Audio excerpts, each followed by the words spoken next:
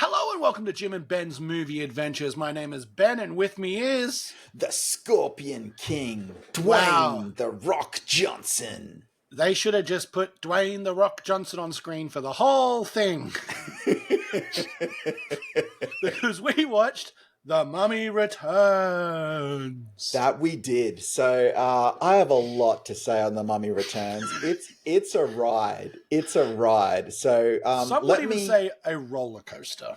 I think roller coaster's apt. So let's dive in. I'll give you a synopsis. I'm going to keep it quiet for this synopsis, and then we'll see where we are after that. So, in ancient Egypt, the Scorpion King trades his soul to Anubis for an army. He conquers Egypt, then is dragged to the underworld. In 1933, Rick and Evelyn O'Connell, with their son Alex, unearth the bracelet of Anubis in an Egyptian tomb. When Alex puts it on, a cult revives Imhotep, led by Baltus Hafez with his enforcer Loch-Nah and Imhotep's lover Anak-Sunamun, who is somehow reborn as the modern woman Mila. They kidnap Evelyn and Alex, seeking to control Anubis's army. With help from Ardith Bey, Rick pursues them, fights pygmy mummies, and rescues Alex. Evelyn regains her past life memories as the Princess Nefertiti, keeper of the bracelet. Inside the pyramid, towards the end of the film, Hafez unleashes the army, and Imhotep summons the Scorpion King, while Evelyn is killed, but then resurrected by Jonathan and Alex. Rick wields the spear of Osiris that they've had all along to slay the Scorpion King, banishing the army. And then Imhotep begs Anak-Sunamun for help, but she abandons him and lets him go to the underworld. The O'Connells escape as the oasis collapses. That is exactly what happens in the film. Chekhov's Osiris's spear in this movie is wild. Oh, look, Chekhov just had a field day in this movie. So, like, you know. All right, let's get to some facts, because obviously we have some things we want to talk about.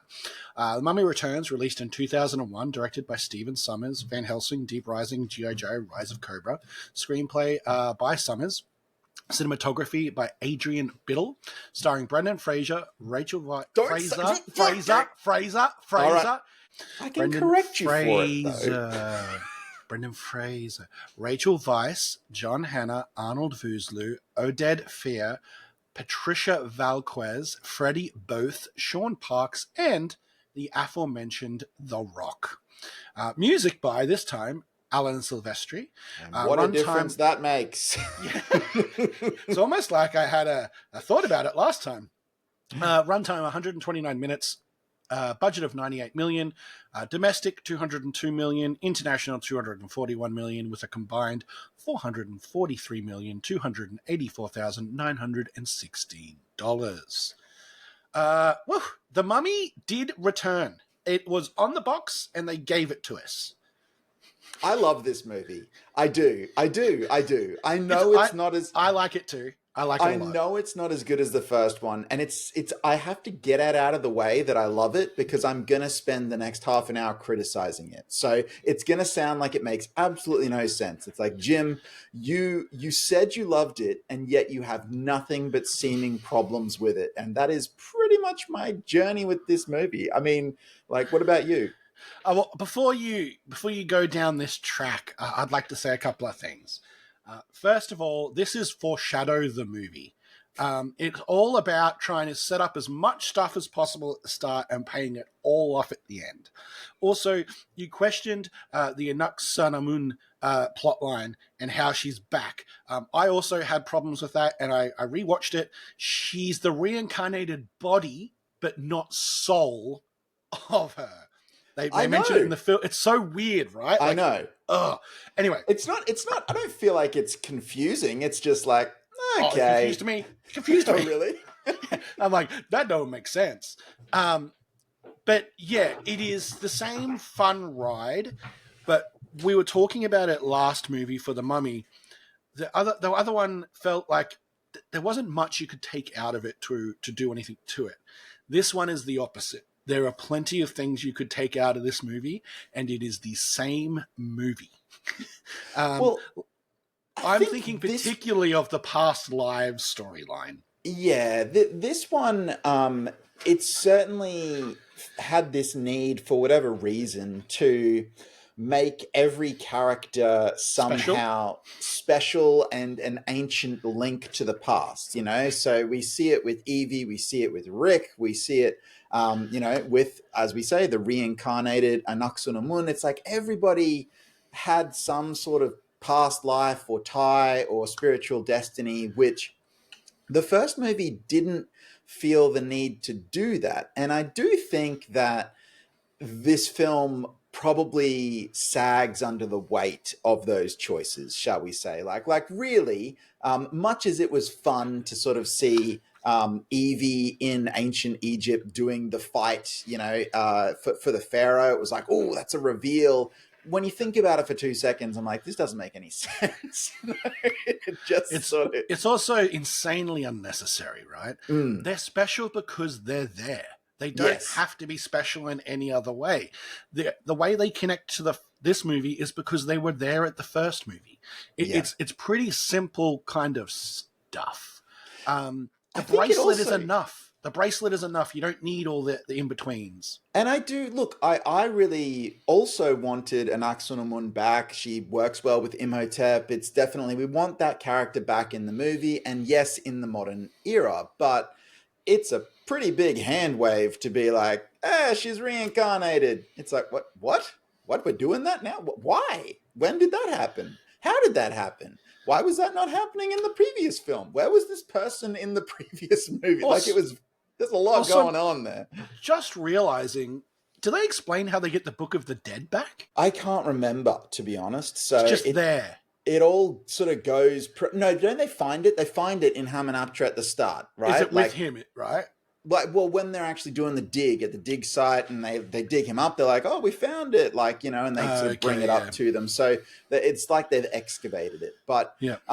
so yeah, that's the stuff where this film I think struggles a little bit, where everyone has an inner meaning and the plot gymnastics to get everybody back and serving the story do just make the whole thing sort of sag a little bit when you think about it. But I think that's really key because I said when you think about it, this Yeah. film is so pacey that it really doesn't give you time to think in a good way, like in a way that I think is really fun and enjoyable and adventurous, and there's a lot of great stuff there. So yeah, if you go home and you're driving home and you're like, wait, why is she reincarnated? That happened off screen before the movie started, and what?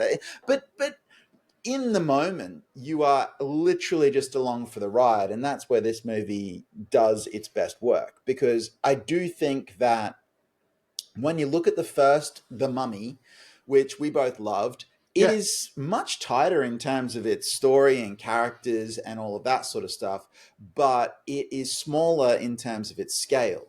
In The Mummy Returns, we definitely up the scale, and sometimes that has problems, but overall, I really did enjoy the set pieces here. The chase stuff towards the start is some of my favorite, where they're in the On double the decker bus? Yeah. bus and we got the mummies chasing them and we got the shotguns. I'm like, this is a great action scene. And Alan Silvestri swapping in to do the score lifts it and makes a huge difference. That idea that you were talking about last Yeah. time, where it's like, it's not hummable. I'm like, it is now because we have Yeah. this rousing, adventurous theme. So there's a lot of great momentum to this film, and that's really what keeps me coming back, even when, yeah, the plot gymnastics get a little murky. Whereas the first one, it was really quite tight.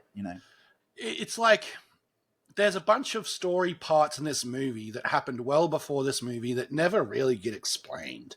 Like the head of the British Museum meeting up with the cult people, finding her, all that sort of stuff gets kind of just squashed and not mentioned because this movie is a ride. We've said it Mm, before, right?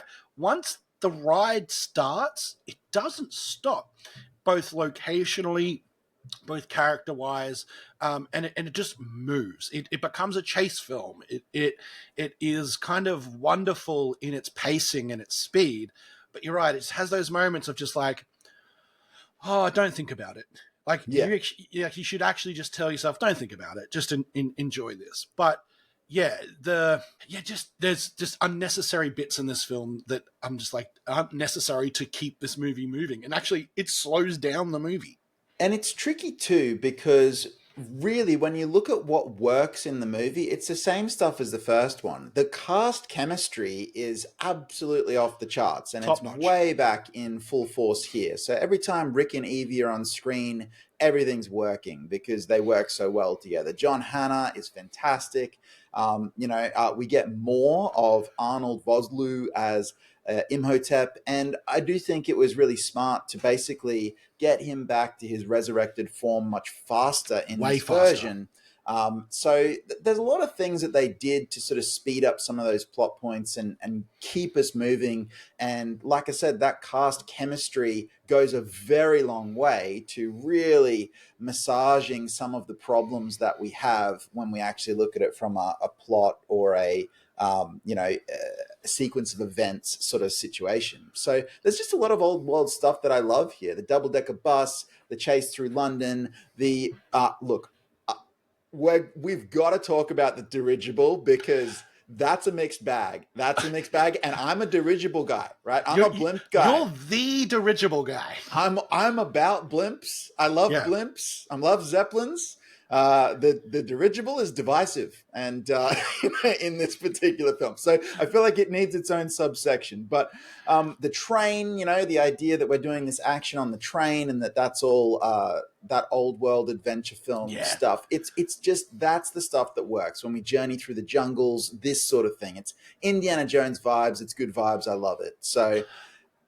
I just want to say the expanded role of, I forget the character name, but he played by Oded Fahir, the Magi, works really well as well. Ardith Bay? Yeah, works really well as well because such a small role, interactions in the first film were limited. You don't actually know how he would kind of fit into a main cast role. And I think he actually fits in really well. And he fits in by basically kind of being like an Egyptian O'Connell. He's just this capable dude who has this sense of humor to himself, who sees things slightly differently, which is enough of a difference. But it works such a good way as like almost a buddy cop comedy type moments with O'Connell in this movie. And I really do enjoy that. And I realized I like that actor, Oded Fahir, in almost everything I've ever seen him in as well. He plays a lot of small parts. He's done a lot of TV and miniseries work as well. He's big in the Resident Evil series that was coming out just after this. So the other one I want to bring up is, I don't know, I've discovered I may have just a fascination with the workings of child actors and how they kind of go and do in films. I think Freddie Both in this movie is fantastic for what he needs to be. And he just needs to be kind of almost this little Deus Ex Machina kid. Like, he just is capable of doing what he needs to do in the moment. But he does it in a charming way that Rick O'Connell's son would. Like, that guy's a world champion, like, sandcastle builder. Like, detail and like just beautiful etchings, speaks Egyptian and reads Egyptian. He's the mix of his parents. And I was just looking up the actor himself. He actually didn't work for that much longer. He did The Mummy Returns, and then he did a short film after that in 2012. He now works in marketing. Like, I always find it weird, the journey that kind of child actors come. It seems like he was obviously cast for that film, did it, and then was like, that was enough. Yeah. Look, I think he works well in the movie as well. It was a bit of a surprising choice to fast forward that far in terms of the timeline for the sequel and give them a child and have that sort of thing. Like, it does work though in the movie, and I think it makes them a really nice family unit. I also love that they don't use the very tired sort of let's break them up to get them back together again constraint. Like, now that might make sense in a later sequel when you're much further down the line, but 2 years after the first Mummy movie, it really is nice to actually see that the tension on screen doesn't come from do they love each other still anymore? Is the magic gone? Like, they're actually, no, they're good. They're tight. They're a unit. They're, they got banter. They clearly are still in love with each other. And that's really unusual and refreshing and nice in They this even kind of play movie. into that with the humor, and that how much they love each other is awkward.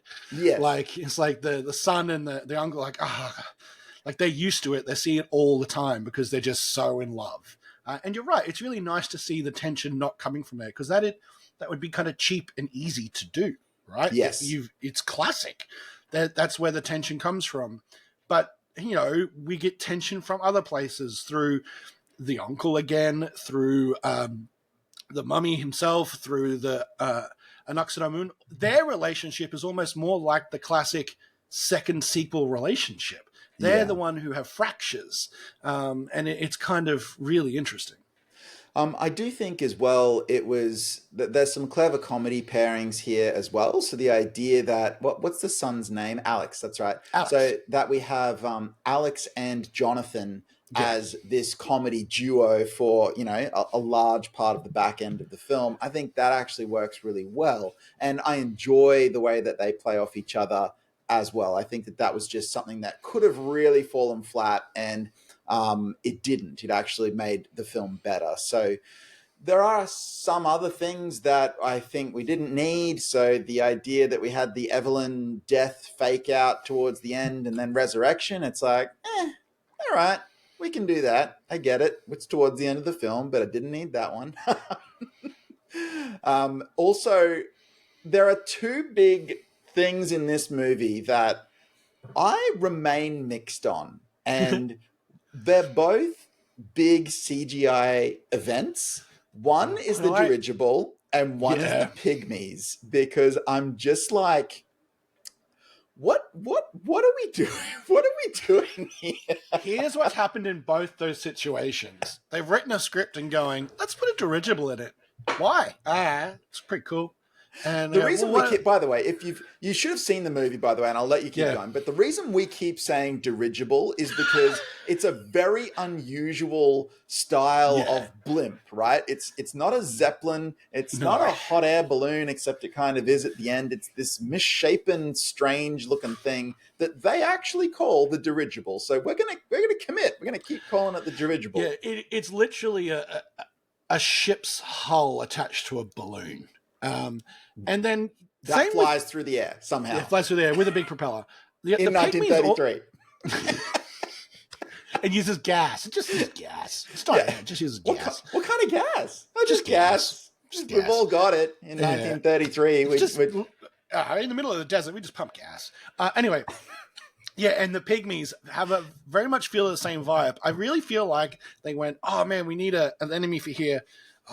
I really want to redo that scene from Jurassic Park: The Lost World where people get ripped below the grass. Oh, we can't use dinosaurs. We could use dinosaurs. Old one. No, can't use dinosaurs. Pygmy mummies. Yeah. And they're like, put it in. Like, it was one of those moments where it's like, workshop that just a little tighter. Well, it's tricky. When I say I'm torn on them, I'm genuinely torn on both of those things. They do them well in the context of the movie. There are times when I'm like, look at them up on that crazy blimp thing, and it's sunset, and it's romantic, and it's nice. And then there's other times where I'm like, that looks like the most green screen I've seen in the history of the green screen, So, and also just the fact that it's got jets and it just fires, away from the water. And then the pygmy mummies are the same. I'm like, they're cool. They're kind of funny. They're kind of scary. They're also incredibly CGI and all ridiculous. And like, they're just moment to moment, I'm just mixed on them. I'm never quite sure if I love it or hate it, or like I'm somewhere in between. It's something that is one of the great oddities of the movie, where you go, this movie just swings big sometimes. And two of those are two examples where they swing big, and I don't know if they hit or not, but at least they swung.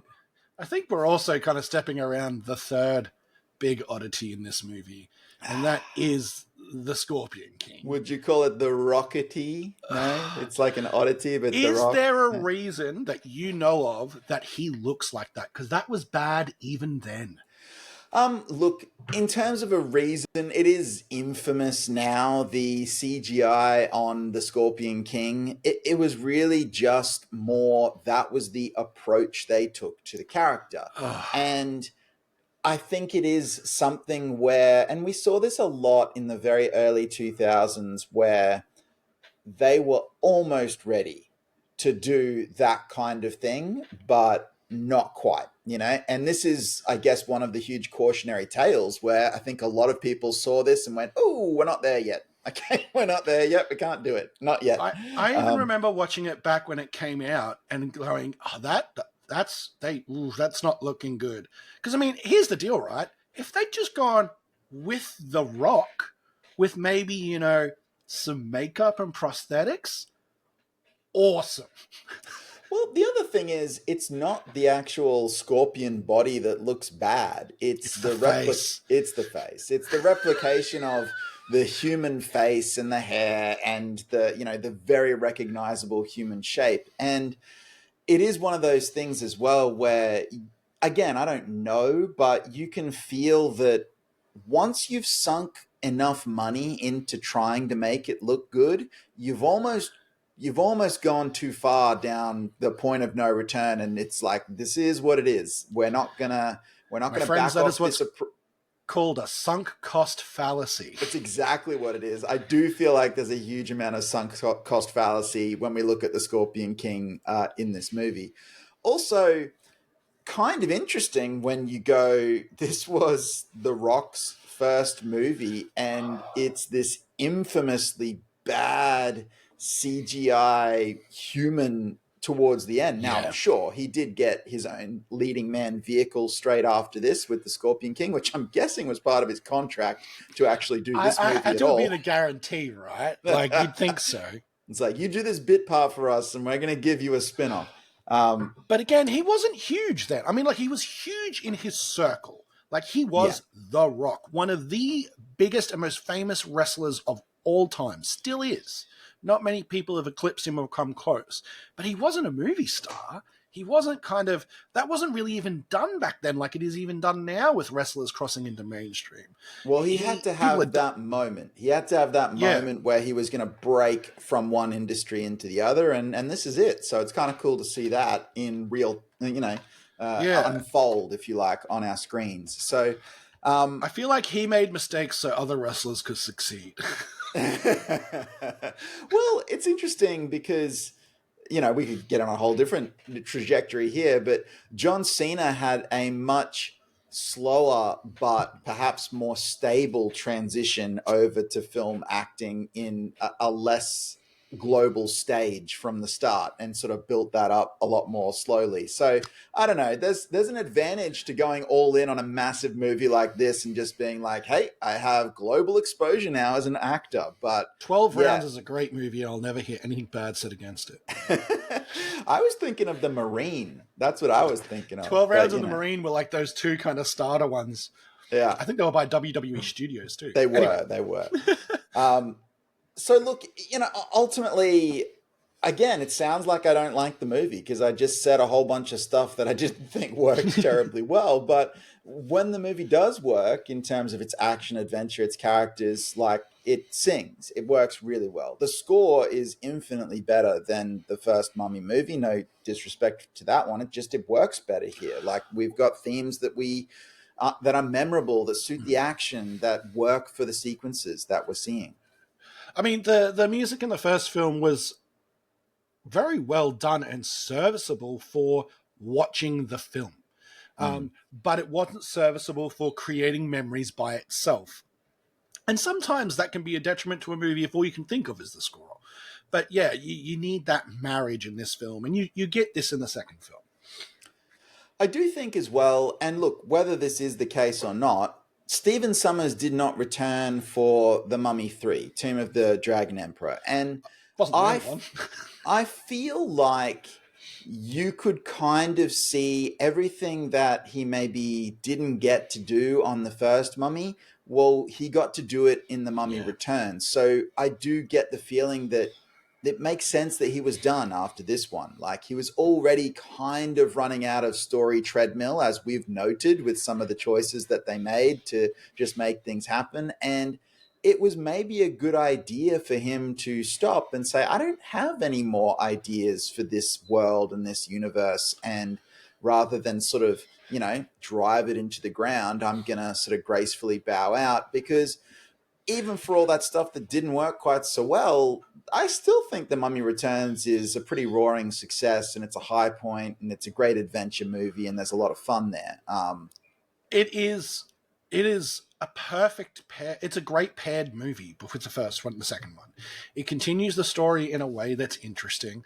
You spoke about it earlier, but I actually think the gap is kind of genius, because it allows for unexplained character development to not have to be explained. Like, Evelyn's character is now good with guns and things like that.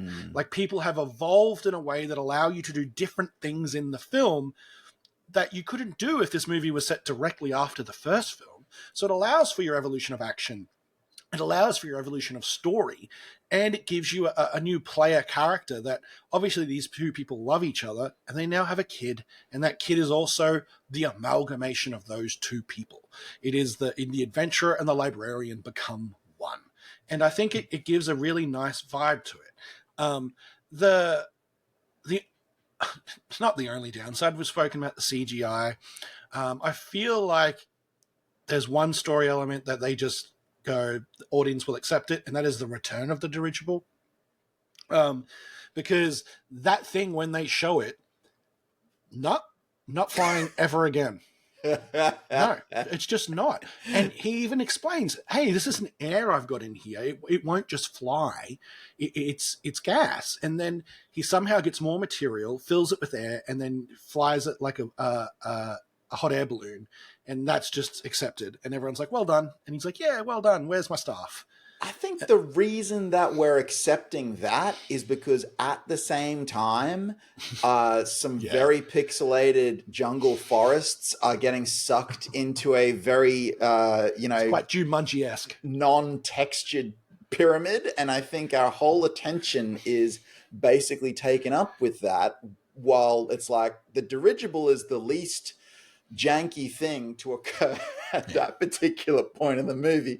And I do think as well, that was one of those things where it's like, we'll lean on CGI and push that technology really before it's ready to do that kind of sequence. It was really definitely that era, that early 2000s era, where it's like, hey, I can dream it and they can do it.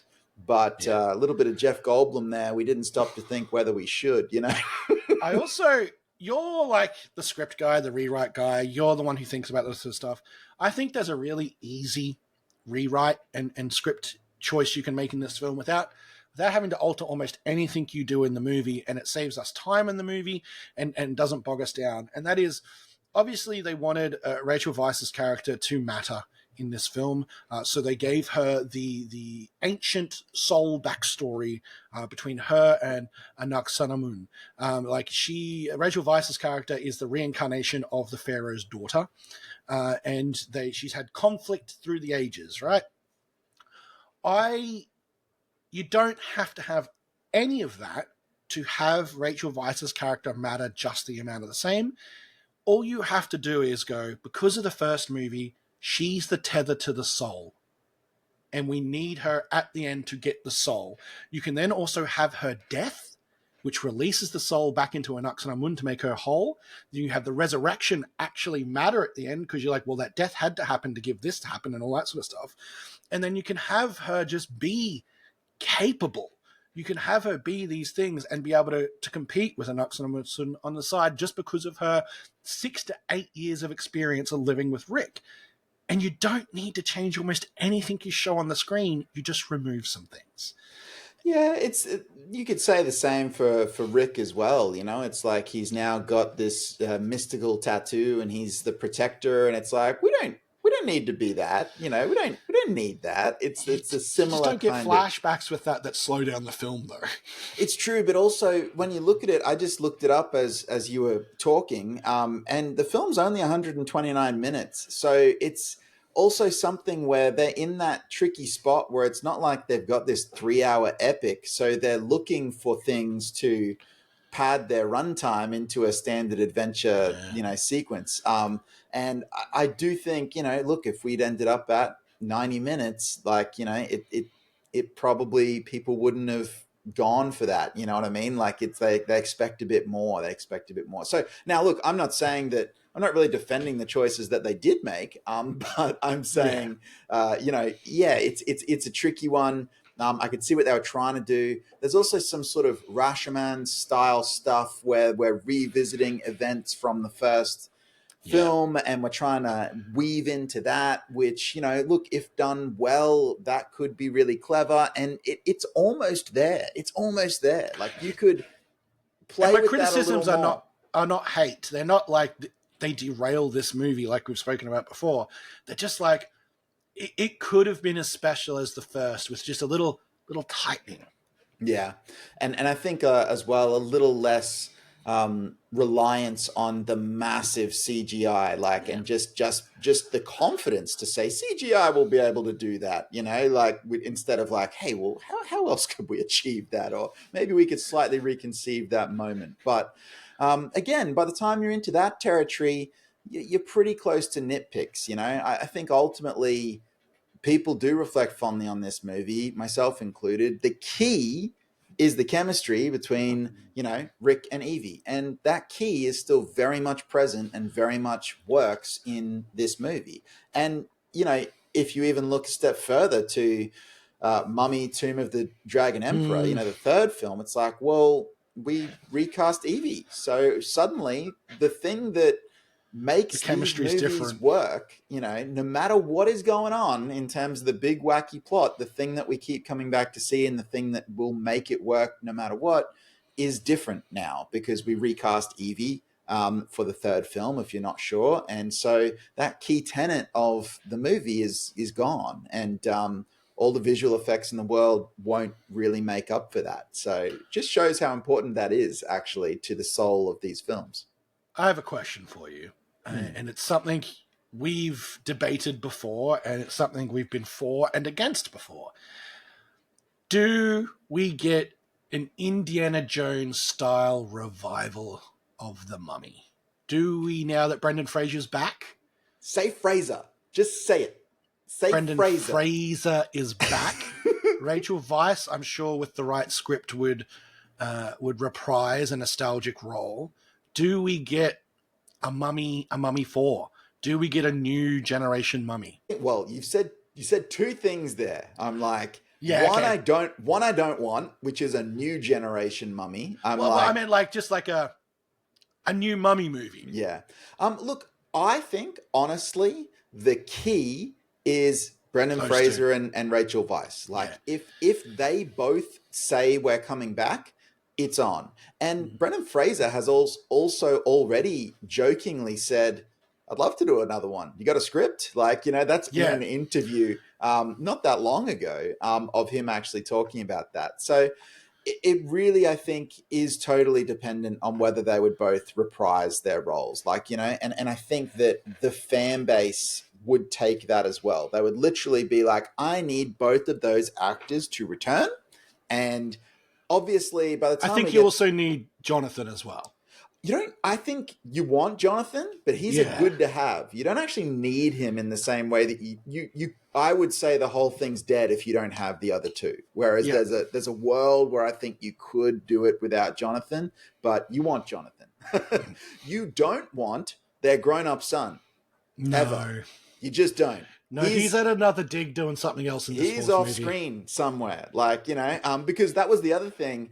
By introducing Alex in this movie and The Mummy Returns, it's like, okay, Alex works as a character in this film. As soon as he grows up, it no longer works, right? He needs to be absent now from the movie. So you end up in some, Shia LaBeouf, Mutt Williams territory for Crystal Skull, or even The Mummy, Tomb of the Dragon Emperor, where again, Alex grown up. Nope, not working. No one wants that. Okay, so yeah, could we get it? I think we could get it, but they'd both have to come back and they'd both have to be up for it. So yeah. And I think obviously Summers has to be the director writer again.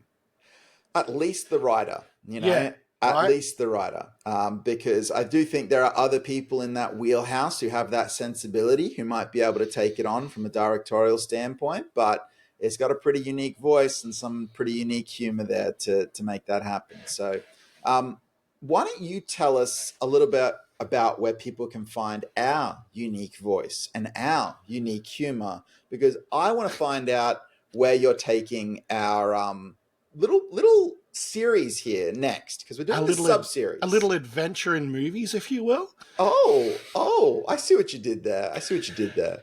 My name's Ben. His name's Jim. We go on movie adventures. So if you type in Jim and Ben's Movie Adventures, YouTube, Spotify, or iTunes, you will find us and you can go on those adventures with us. We're changing things up. We're going on little side quests instead of individual films. So we'll explain that in a bit. But if you want to follow us on social media, you can do so in two places: Jim _and_Ben on Instagram and Jim and Ben's Movies on TikTok. As I said, we're flipping the format. We're evolving as a podcast. We're still going on adventures, but we're going on multi-layered adventures. And this is the next step in that multi-layered adventure. We've been doing 2 Stephen Sommers films, and I'm going to continue that little side quest that we're going on with a third. Now, we've kind of spoken about it in the first podcast a little bit more than we spoke about it in this podcast, in that the Mummy movies are really kind of like the peak of old Stephen Sommers. So I have some choices about the direction I could take us for our third adventure into this world of film. I'm going to get you to help me make a choice. And I know you're familiar enough with his filmography that you can probably guess the 2 films by what I'm about to say.